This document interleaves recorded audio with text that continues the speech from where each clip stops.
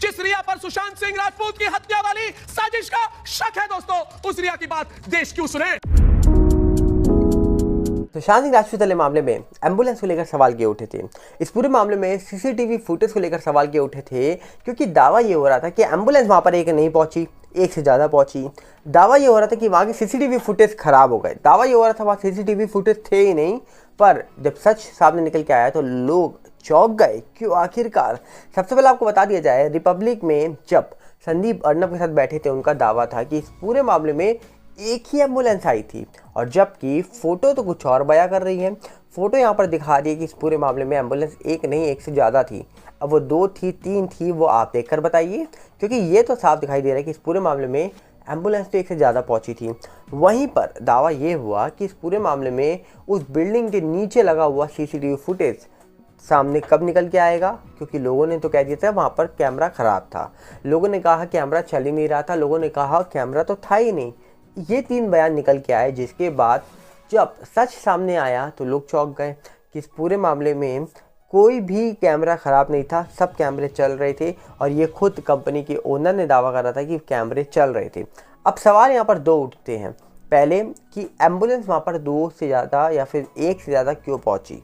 दूसरा कि आखिरकार इस पूरे मामले में सीसीटीवी फुटेज अगर चालू थी तो फिर किसने ये बोला कि वो ख़राब थी या काम नहीं कर रही थी, और आखिरकार वो चालू थी तो उसकी फुटेज कहाँ पर है, क्योंकि उस फुटेज के अंदर बहुत सारे सच छुपे हो सकते हैं। क्योंकि उस फुटेज को बाहर निकलने के बाद पता लग जाएगा कि आखिरकार 12, 13 या फिर 14 को वहाँ पर कौन पहुँचा।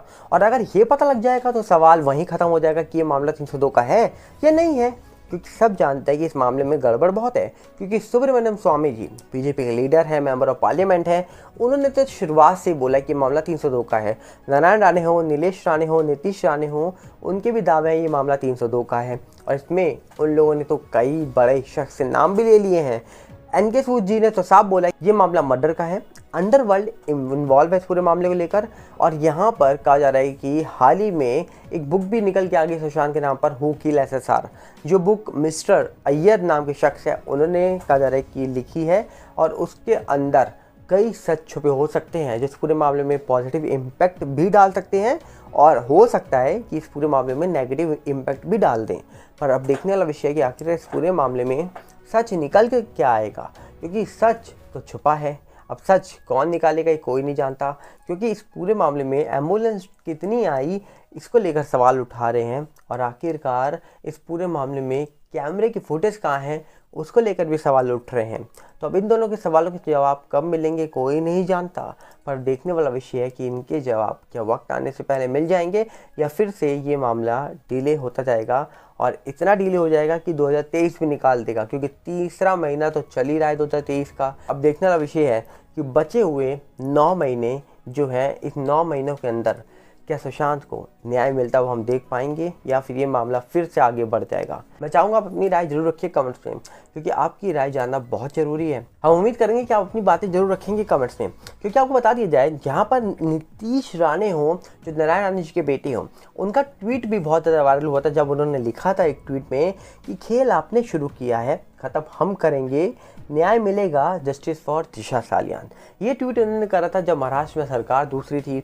आज सरकार बदल चुकी है, मंत्री बदल चुके हैं, मुख्यमंत्री बदल चुके हैं, और फिर भी इस पूरे मामले में कोई अपडेट ना निकल के आना सवाल बहुत सारे पेश करता है।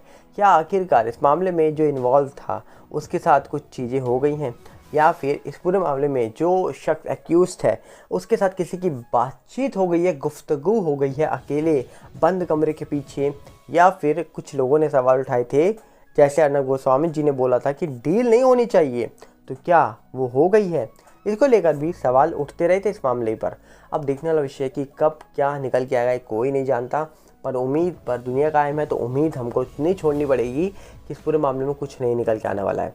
डेफिनेटली इस मामले में निकल के आएगा, कुछ ना कुछ ऐसा निकल के आएगा जो इस मामले में बहुत सारी बातें, बहुत सारे सच सामने ला के रख सकता है। अब देखने वाला विषय वो निकल के क्या आएगा, आपको क्या लगता है? क्योंकि जिस तरीके से पिठानी, सैमुअल, दीपेश, इतने सारे लोगों के नाम निकल के आने, 8 लोगों के लिए सैंपल लेके जाना कि अब पता लगेगा कि किसकी वॉइस रिकॉर्डिंग उसके साथ मैच करती है, जिसकी बातें चैट में है, जो चैट पे बात करता है ड्रग्स को लेकर। अब ये वक्त बताएगा।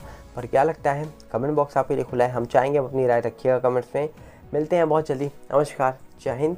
और साथ में हम आपसे अपील करेंगे कि आप हमारे फेसबुक और साथ ही साथ टेलीग्राम चैनल के साथ जरूर जुड़ जाइए, क्योंकि दोनों के लिंक आप तक पहुंच जाएंगे। क्लिक करिए और जाकर देख लीजिए। मिलते हैं बहुत जल्दी, नमस्कार, जय हिंद।